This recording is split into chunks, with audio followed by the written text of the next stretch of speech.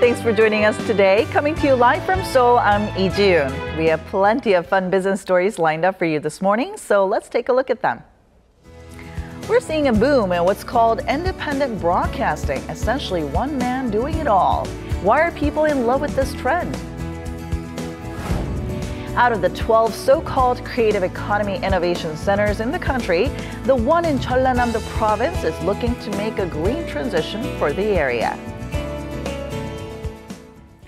The Korean government is furthering its push to get more of its nationals employed overseas with the goal to secure 10,000 foreign jobs each year by 2017. Ministries of Labor and Finance said they will announce next month the revisions to the existing employment program dubbed K-Move and look for ways to obtain recognition of Korean professional licenses in other countries. Now, the government will focus on 15 countries and develop more long-term overseas programs and boost support for job training and language programs. Unlike previous measures, which focused on landing a greater number of jobs, the government says this time it'll try to secure more quality jobs. Roughly $133 million a year is being spent on the K-Move initiative. Korea will not see a massive foreign capital outflow even if the U.S. Federal Reserve raises its target funds rate in the future. Now, this is according to a report released by the Korea Economic Research Institute. It said in the past, when the U.S. raised its interest rate, foreign investors may have offloaded stocks on the country's bourses, but they increased purchases in bonds. This, in effect, balanced out the level of foreign capital in the country.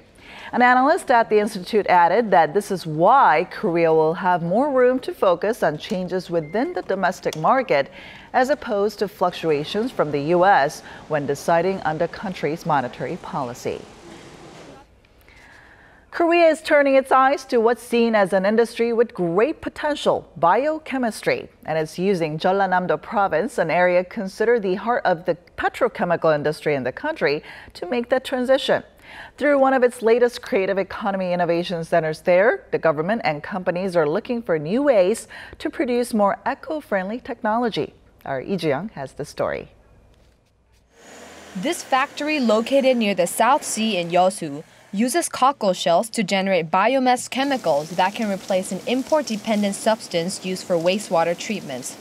Despite the company's eco-friendly technology, it faces limits when it comes to mass production or distribution of its products.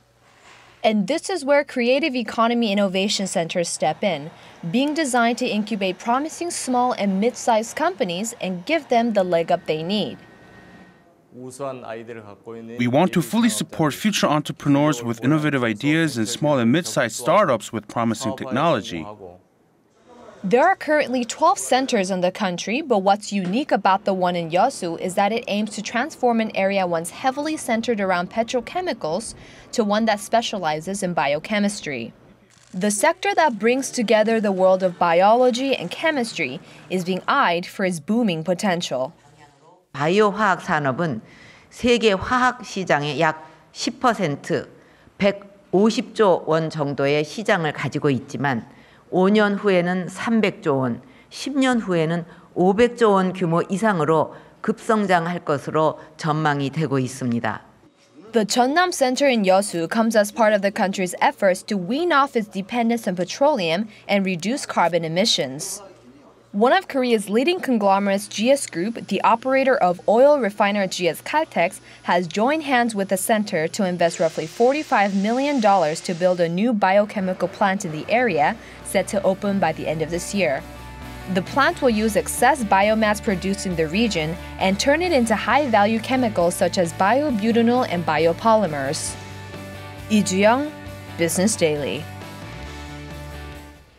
And over at another creative economy innovation center, Korea's 10th largest conglomerate, Hanwha Group, has its eyes on firming up its lead among the world's solar energy companies.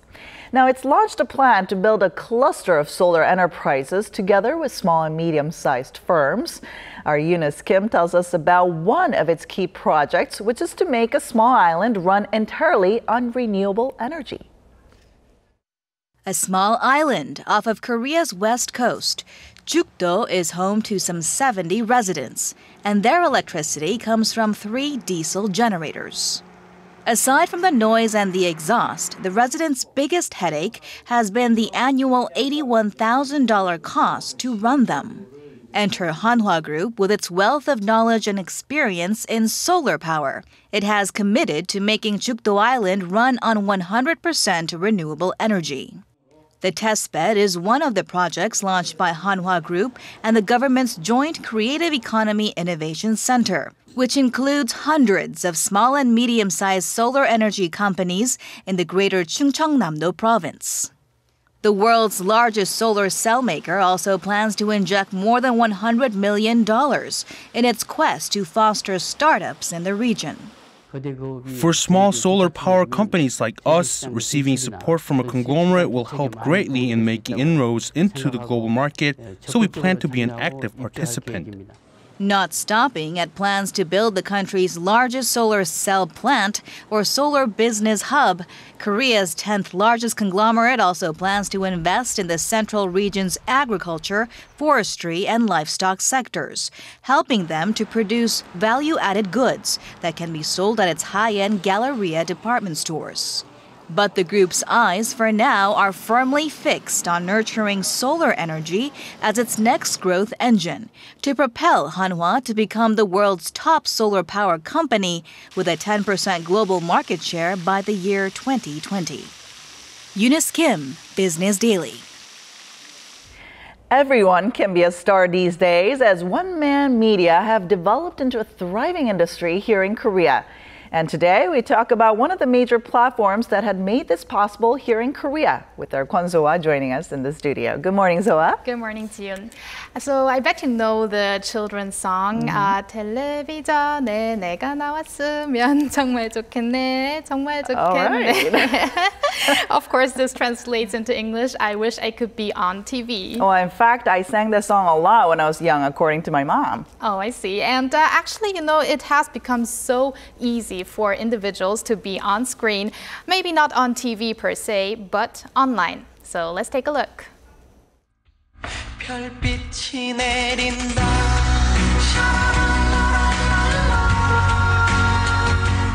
All this broadcast jockey, or BJ, needs to produce his one-man show is a computer, a webcam, and a microphone. And the studio is his home. Over the last couple of years, BJ Songgumi has turned his hobby, palm reading, into a lucrative career, all thanks to the rise of user-created programs. The 28-year-old says the broadcast is now his primary source of income. I work 8 hours a day at my regular job, but I sometimes earn more in 2 to 3 hours with my show because the people who watch and enjoy it send me star balloons. That's when I think making money can be so difficult and so easy at the same time. Africa TV is a peer-to-peer real-time broadcasting platform that BJs like Songgumi use to showcase their talents on programs ranging from talk shows to online gaming commentary and from English lessons 소파란 뜻이에요. Potato? to mukbang, where people do nothing but eat for the camera and viewers tune in to watch. While the company retransmits TV programs and has gotten a boost from sportscasts in the past, its main focus now is on its services for independent broadcasters. There are now around 100,000 broadcasts every day, and 7 to 8 people out of 10 use the service on their smart devices. Africa TV's annual sales and operating profit last year jumped by 38% and 29% from the previous year. While it looks like a recent phenomenon, the company says it's actually not a trend that just popped up. The service has matured over the last decade with 2 main things in mind. Communicating and relating to our viewers is key to us at Africa TV. Instead of having users react after something is aired, real-time interactions can be reflected during the broadcast. With that in mind, we expanded our business to South America, Japan and Taiwan. We're also preparing to launch our service in China this year. So what's behind the growing interest in this kind of media? Basically, video these days is a means of self-expression, but the biggest reason for the independent broadcasting boom is that stars have been born on these services. Also, the power of conventional media like TV and radio is fading, and the structure of content consumption itself is changing. Experts say nowadays it's less important where media content is released, but what the content is.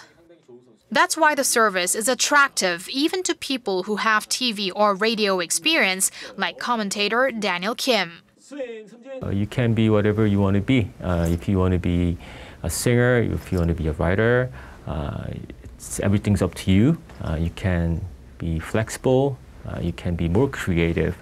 If you're part of a TV station or if you work with a bigger organization, you kind of have to follow their lead. For me, I just enjoy a lot more because I don't have to rely on other people. I could just be myself. It gives me an opportunity to kind of communicate with my viewers.